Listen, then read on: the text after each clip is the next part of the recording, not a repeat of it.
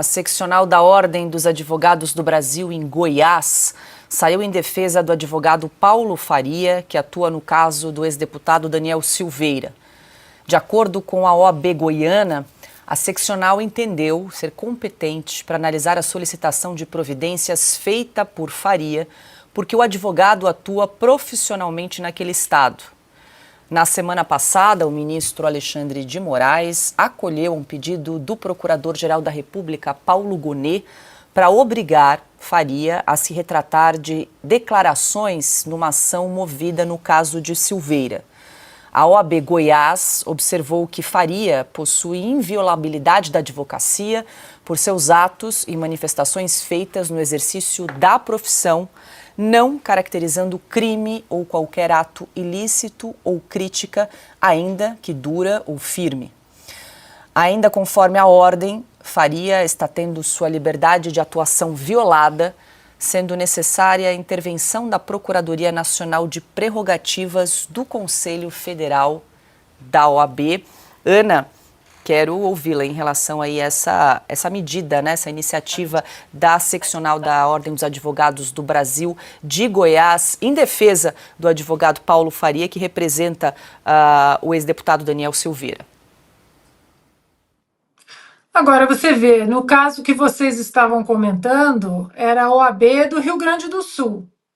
Agora é a OAB de Goiás.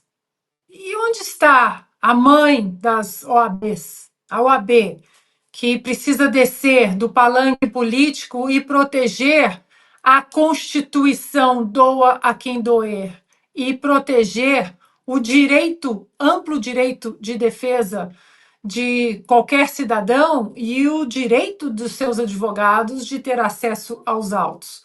Onde está a OAB? É a OAB aqui, Rio Grande do Sul, OAB Minas Gerais, OAB Goiás, mas não temos a OAB como a instituição federal dizendo: chega, isso aqui passou de todos os limites. Vocês estavam falando do outro caso, né, que não tem denúncia, e que a OAB do Rio Grande do Sul exatamente acionou a seção de direitos humanos. Eu, claro, corri nas redes sociais do nosso ministro dos Direitos Humanos e Cidadania, porque nós temos um ministro. O nosso dinheiro do pagador de impostos paga uma pessoa para ser elevado à categoria de ministro dos Direitos Humanos e Cidadania. E diante de uma atrocidade dessa, eu falei, bom, o ministro dos Direitos Humanos, o Silva Almeida, ele vai falar alguma coisa sobre isso, porque nós estamos falando de uma violação clara dos direitos humanos. E não achei nada. Eu achei um vídeo dele falando sobre aborto, dele se negando a receber um feto do senador Girão, ali numa sessão. Eu vi ele falando mal das famílias que não querem vacinar as crianças contra a Covid-19, porque ainda é uma vacina experimental e muitos médicos defendem que crianças saudáveis não precisam dessa vacina. Eu vi vídeo dele falando de armas. Não vi vídeo algum dele falando dos presos inocentes do 8 de janeiro. Não vi, na época, também vídeo dele falando do Clériston da Cunha, que morreu sem sequer ter sido julgado, mesmo com um pedido da PGR de soltura sendo totalmente ignorado. Então, nós estávamos falando dos 11 milhões da pasta lá, né, da ministra indígena. Depois a gente vai ter que procurar saber quanto do nosso dinheiro sustenta um ministério desse, Ministério dos Direitos Humanos e Cidadania, que não faz absolutamente nada contra os direitos, a favor dos direitos humanos, protegendo os direitos humanos. É outro ministério, outra pasta de puro palanque político e ativista. Eu vou fazer essa pesquisa, amanhã eu volto com esse número. Quanto nós estamos pagando para esse ministro apenas militar ser um ativista dessa agenda nefasta da extrema esquerda, que é o espectro ao qual ele pertence. Augusto, quer complementar? Só complementar o seguinte, você se referiu à OAB, né? Nacional. estão tramando a reeleição do tal Beto Simonetti. Beto Simonetti, que é o presidente atual. Não sei se vocês sabem, mas a eleição do presidente da OAB é indireta. Não tem a votação direta de todos os advogados filiados à ordem. Então, não. São as sessões regionais que elegem. E quem é o principal cabo eleitoral do Beto Simonetti? O Felipe Santa Cruz, que foi presidente da OAB e teve uma das gestões mais sórdidas, né, que se conhece. Então é o seguinte, o que os advogados estão esperando aí para se sublevarem? Eles não sabem o que é que está acontecendo com o que já foi uma entidade minimamente respeitável. Eles não sabem o papel que a OAB está desempenhando, da mesma forma que os jornalistas ignoram o que faz a ABI hoje, Associação Brasileira de Imprensa e tal.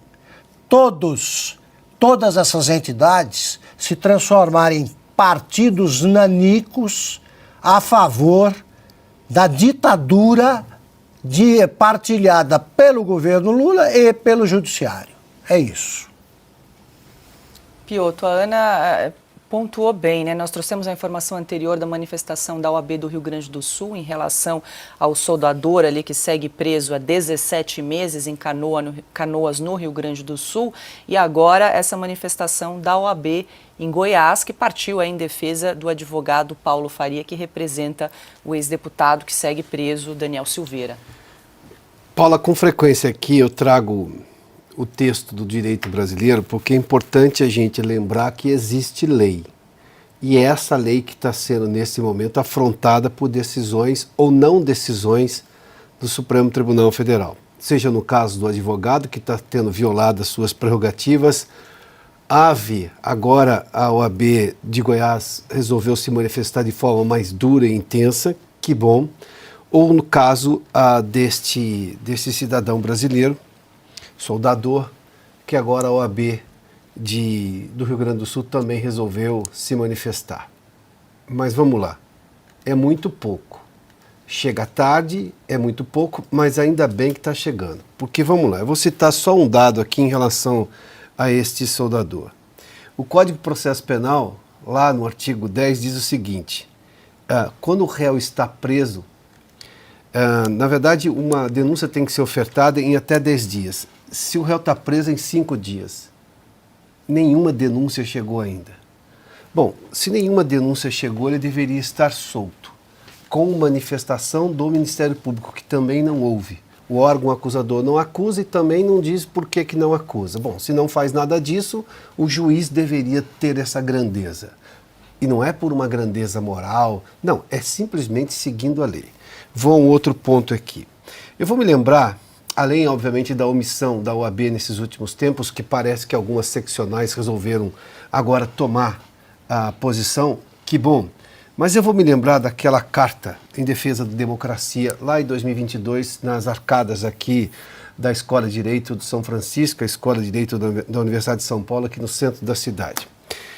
Naquele momento tem um trecho da carta que diz o seguinte: era uma carta política. Eles viam ali no governo Bolsonaro uma ameaça de ruptura democrática. Mas era uma carta em defesa do direito. Eu vou explicar rapidamente.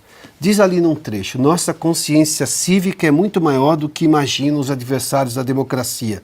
Sabemos deixar de lado divergências menores em prol de algo muito maior. A defesa da ordem democrática. A ordem democrática garante a aplicação do direito, que estas pessoas não estão tendo, por decisão da Corte Maior.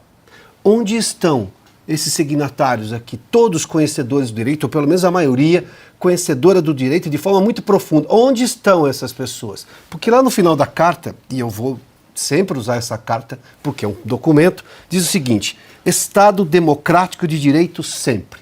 Em que pese o fato de ser uma carta política, que era contrária ao governo anterior, mas há uma defesa do Estado democrático de direito. Cadê a defesa dos direitos que estão previstos no Estado democrático de direito por esses signatários? Senhores e senhoras que assinaram aquela carta, a omissão lhes custará a biografia. Não tem como ser diferente. Melhor que comecem a agir. No mínimo, pela própria biografia. Se não o fizerem, já não posso contar nem sequer com o passado que um dia tiveram, muito menos o futuro. Está na hora de simplesmente defender a lei e não estamos pedindo nada além da lei. É por isso que eu cito coisas que estão na lei, que obviamente os senhores e senhoras conhecem. Agora é o momento de uma nova carta, agora é o momento de se reunir para uma anistia, defendendo minimamente o básico previsto na lei brasileira.